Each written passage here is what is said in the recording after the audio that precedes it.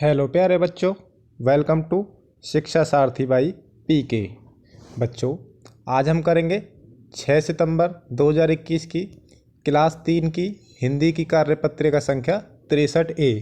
आज दो वर्कशीट दी गई हैं आपकी। 63A हिंदी की है और 63B आपकी ईवीएस की दी गई है। ठीक है बच्चों, चलिए तो बिना लेट किए शुरू करते हैं आज की अपनी वर्कशीट। शुरू करने से पहले से यही कहना चाहेंगे, जिन बच्चों ने अभी तक चैनल को सब्सक्राइब नहीं किया है जल्दी से सब्सक्राइब कर लीजिए। ठीक है, आपकी प्रतिदिन की वर्कशीट का जो सॉल्यूशन हम आपको एक दिन पहले ही प्रोवाइड करवा देते हैं। ठीक है बच्चों, चलिए शुरू करते हैं अपनी वर्कशीट। सबसे पहले आप यहाँ पर अपना नाम लिखेंगे, यहाँ पर अपने टीचर का नाम लिखेंगे और यहाँ अपनी क्लास के पीछे अपना सेक्शन लिखेंगे। ठीक है बच्चों, चलिए पढ़ते हैं और जैसे हमसे पूछा जाता है ऐसे हम कंप्लीट करते हैं अपनी वर्कशीट। नमस्ते प्यारे बच्चों, आशा करते हैं आप सभी स्वस्थ और खुश होंगे। बच्चों, आपने पाठ बहादुर बित्तों में तो अच्छे से पढ़ा होगा और पाठ में आए संज्ञा शब्दों पर भी ध्यान दिया होगा। संज्ञा आपको याद है ना? अच्छा, चलिए एक बार इसे फिर दोहरा लेते हैं। तो देखिए, संज्ञा किसको कहते हैं? देखिए यहाँ पर आपको संज्ञा की परिभाषा दी गई है। ठीक है, किसी प्राणी, वस्तु, स्थान या भाव के नाम का जो बोध कराते हैं उन शब्दों को बोलते हैं संज्ञा। ठीक है, किसी व्यक्ति का नाम आ सकता है, किसी प्राणी यानी जानवर का नाम आ सकता है, किसी भी स्थान यानी जगह का नाम आ सकता है, या फिर हम दुख या सुख जो बोलते हैं वो भाव, उन सभी के नाम को हम संज्ञा कहते हैं। ठीक है, तो आइए पाठ में आए नाम वाले शब्दों अर्थात संज्ञा शब्दों पर ध्यान देते हैं। जैसे किसान, बैल, गाय, शेर, घोड़ा, दनाती, गुस्सा, गुस्सा क्या है? भाव। ठीक है, घबराई, वो भी भाव है। ये सभी संज्ञा के अलग अलग रूप हैं। संज्ञा के इन अलग अलग रूपों को हम 3 भेदों में जानते हैं। संज्ञा के 3 भेद होते हैं। तो ये वाली होगी हमारी संज्ञा की परिभाषा। अब है संज्ञा के भेद। ठीक है, भेद बोल सकते हैं या फिर इनको 3 हिस्सों में जो बांटते हैं हम। ठीक है, व्यक्तिवाचक संज्ञा है पहला, दूसरा जातिवाचक संज्ञा और तीसरा है भाववाचक संज्ञा। तो देखिए, व्यक्तिवाचक संज्ञा क्या होती है?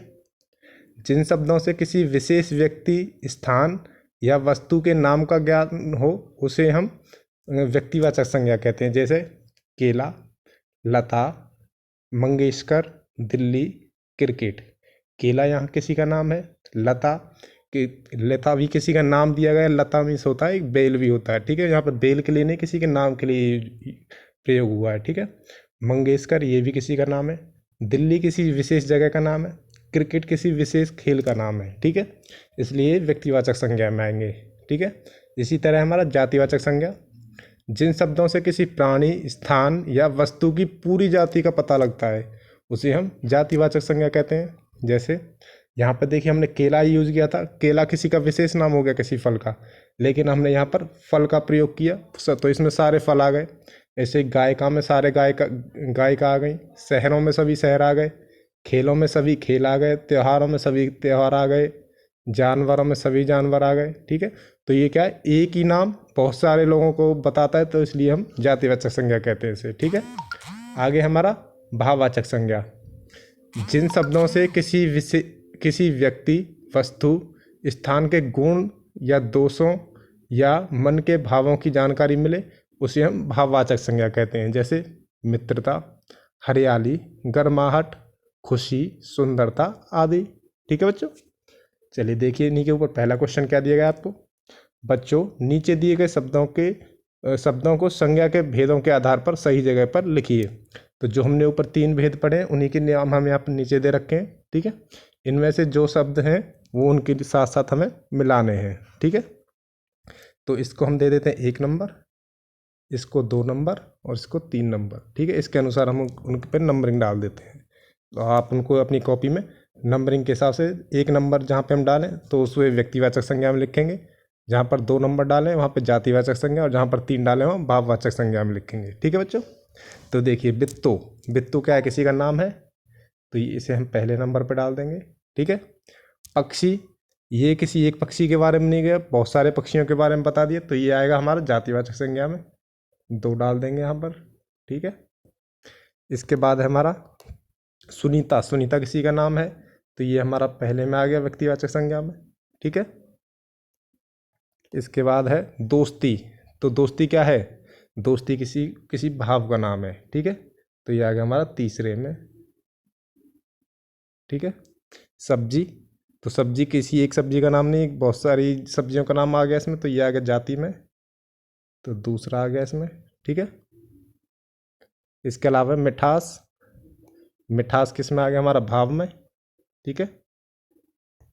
मिठास आ गया हमारा तीसरे में, ठीक है। दरांती, तो दरांती किस में आएगा, तो दरांती आएगा हमारा इसमें पहले में व्यक्तिवाचक में, ठीक है। तो ये आ गया पहला, ठीक है। इमारत। इमारत किसी जाति की, किसी एक इमारत की नहीं बात की, बहुत सारी इमारत आ सकती हैं इसी में, ठीक है। तो ये दूसरे में आएगा हमारा, ठीक है। बचपन, तो ये भाव में आ गया तीसरा, ठीक है। शेर व्यक्तिवाचक। अध्यापक, तो जाति में आएगा ये, ठीक है। सफलता भाव में आएगा, ठीक है बच्चों। तो आप इनको एक बार ठीक करके अपनी कॉपी में साफ साफ लिख लेना यहाँ पर, ठीक है। आगे बढ़ते हैं हम। आओ बातचीत करें। प्यारे बच्चों, साथ दिए गए चित्रों को ध्यान से देखिए। आपको क्या लगता है कि चित्रों में दिख रहे बंदर और आदमी क्या बातें कर रहे होंगे? अनुमान लगाकर उनके संवाद यानी बातचीत को जोर जोर से बोलिए और अपनी कॉपी में लिखिए, जैसे आप हर बार करते हैं। ये बंदर और ये आदमी आपस में क्या बातें कर रहे होंगे, इनको अपने आप अपनी कॉपी में अपनी बातचीत, इनकी बातचीत जैसी आपको लगती है उसे बनाकर आप अपनी कॉपी में लिखेंगे और अपने टीचर के पास भेजेंगे, ठीक है। देखिए आगे अभिभावकों के लिए क्या सुझाव है। बच्चों से पूछिए कि उनके प्रिय अध्यापक अध्यापिका कौन है और उन्हें उनके कौन कौन से गुणों ने प्रभावित करते हैं, मतलब कि उनके कौन कौन से गुणों ने अच्छे लगते हैं, ठीक है। चलिए तो बच्चों, आज की वर्कशीट में इतना ही दिया गया था। आशा है ये वर्कशीट आपको समझ में आई होगी, अच्छी लगी होगी। अच्छी लगी है, समझ में आई और चाहते हैं हम आपकी ऐसे ही प्रतिदिन वर्कशीट का सॉल्यूशन करवाते रहें, तो इस वीडियो को लाइक करें, चैनल को ज़रूर सब्सक्राइब करें। आप में से बहुत से बच्चे वीडियो देखते तो हैं लेकिन चैनल को सब्सक्राइब नहीं करते, इसलिए चैनल को ज़रूर सब्सक्राइब कर लें ताकि जब भी हम वीडियो डालें तो वो आपके पास आसानी से पहुँच सके, ठीक है बच्चों।